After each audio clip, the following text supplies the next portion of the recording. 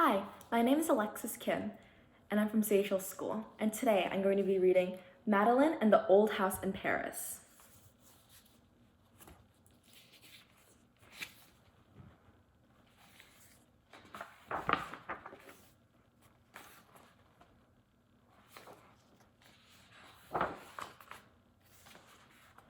In an old house in Paris that was covered with vines lived 12 little girls in 2 straight lines.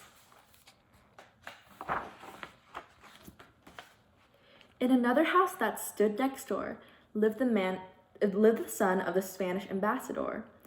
One afternoon at 4:45, a long black car pulled into the drive.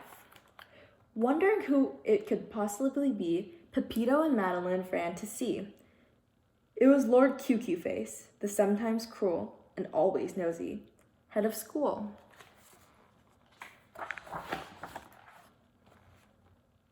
He had come to make a surprise inspection.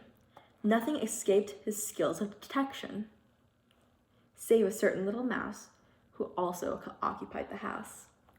You can't be too careful with these old houses, full as they are of termites and louses. Then Lord Face came before a thoroughly unfamiliar door and asked Miss Clavel what it was for. "Dear sir, it leads up to the attic," said Miss Clavel, her voice empathetic. "A room that I believe is haunted." "Rubbish," the Lord said, and completely undaunted, climbed to an attic that was hot and musty, and filled with old chests that were really quite dusty. "There are spiders, you see, but nary a ghost." "But what's this?" he said. "Why is the most splendid telescope I've ever the pleasure of coming across. Oh, what a treasure!" Face rubbed his hands greedily and made off with it speedily. After that, they broke their bed and brushed their teeth and went to bed. In the middle of the night, Madeline said, "Something is not right." She heard the sound of someone moaning, almost like a ghost was groaning. The girls all cried, "Look, a ghost!" But Madeline was not a fool.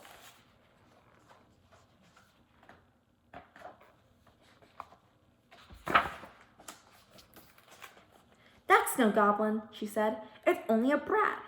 The boy burst out laughing. "Oh, that bad hat." But the moans went on. In fact, they got stronger. Not even Pepito could laugh any longer.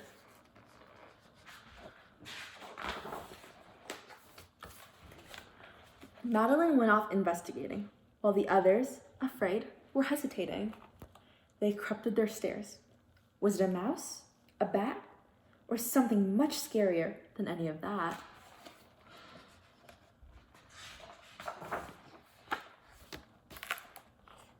"It was a ghost!" he cried. "Woohoo!" The girls and Pepito cried, "Boo-hoo!" But Madeline just said, "Poo-poo." The ghost broke down and started crying. "Oh, this is even worse than dying." Madeline offered him a handkerchief to stem his flowing ghostly grief, but his tears fell right on through. "Monsieur Ghost, please tell us. Do what it is that's troubling you."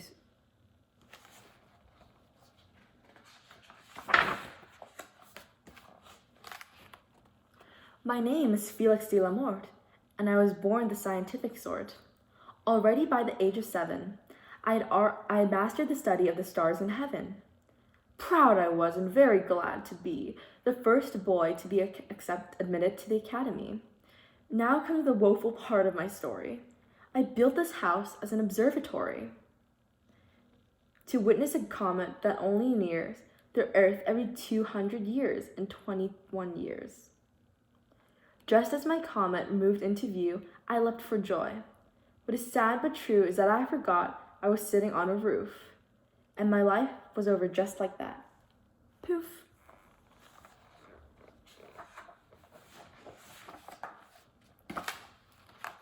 I've haunted this house for years without cease. awaiting the comet so I may rest in peace. Tomorrow night it finally returns, you see. But alas, my telescope has been stolen from me. Madeline said, "How unfair, how unjust. We will get it back for you. We must. Using a wig, these clothes, and even this dust."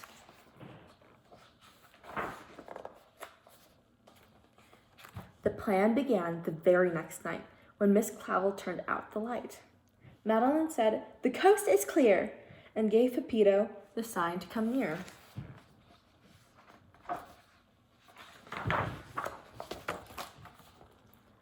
Two girls held a mirror steady, while the rest helped get the costumes ready. They used a jacket and a scarf of lace, and a piled-up wig and powdered face, plus a pair of breeches colored blue, and a buckled high-heeled shoe or two. They biked to a boat that was waiting below.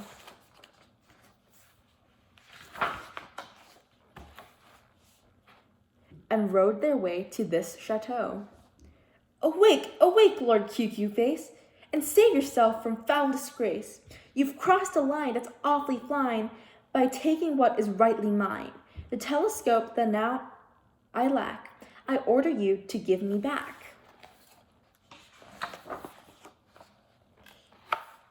Poor Lord QQ-Face, his jaw gone slack, and halfway to a heart attack, cried, "Have mercy on a poor old fool. I was only borrowing it from the school. It's by the window, don't you see? Just take it, please, and leave me be." The children seized their prize and then rode their way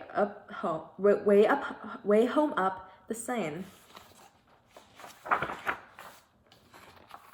Felix was waiting, anxious and glum. Wouldn't the children ever come? The door swung open to reveal his joy, the safe return of his best-loved toy. Felix thanked them with all his heart, and now begins our final part.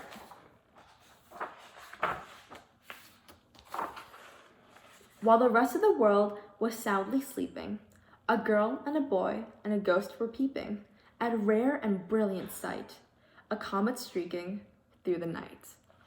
The end.